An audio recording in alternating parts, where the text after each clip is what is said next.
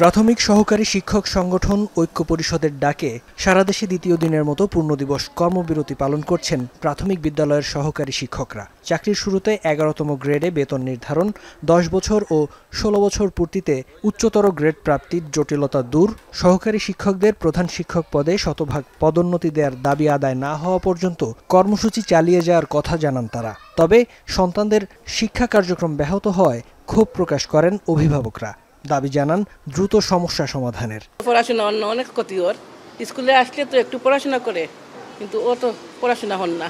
যদি ক্লাস ঠিক মতো না হয় তাহলে তো বাচ্চা তো স্কুলে আইতে চায় না, যদি ঠিক মতো ক্লাস হতো বাচ্চা তো স্কুলে আইতো। সরকার অনতিবিলম্বে আমাদের দাবি দেওয়া মেনে নিক, আমাদের ক্লাসে আমরা আগের মতো যেরকম পাঠদান করছি এরকম যেন পাঠদান আমরা করতে পারি। কর্মবিরতিতে অলস সময় পার করছেন সহকারী শিক্ষকরা। বিদ্যালয়ে শিক্ষার্থীদের উপস্থিতি স্বাভাবিক থাকলেও ক্লাসে যাচ্ছেন না তারা। দ্রুত দাবি আদায় হলে শিক্ষার্থীদের ক্ষতি পুষিয়ে দেওয়ার কথা বলছেন শিক্ষকরা। কোমলমতি শিক্ষার্থীদের ক্ষতি চাচ্ছি না, আমরা বাধ্য হয়ে কর্মবিরতি দিয়ে গেছি। ক্ষতিপূরণ হয়েছে, আমরা চেষ্টা করব সেদিক ক্ষতিটা পূরণ করার। বেশিরভাগ বিদ্যালয়ে শিক্ষকরা উপস্থিত থাকলেও ক্লাস বর্জন করে অফিস কক্ষে অবস্থান করছেন। ফলে পাঠ বঞ্চিত হলেও খেলাধুলা ও গান করে সময় কাটায় শিক্ষার্থীরা। এখন তো ক্লাস বন্ধ, ক্লাস হচ্ছে না। আমরা চাই যে আবার যেন ক্লাস হয় এবং পড়ালেখাও যেন হয়। একটাই চাওয়া যে আমাদের দাবিগুলো দ্রুত যেন তারা ফলপ্রসূ করে।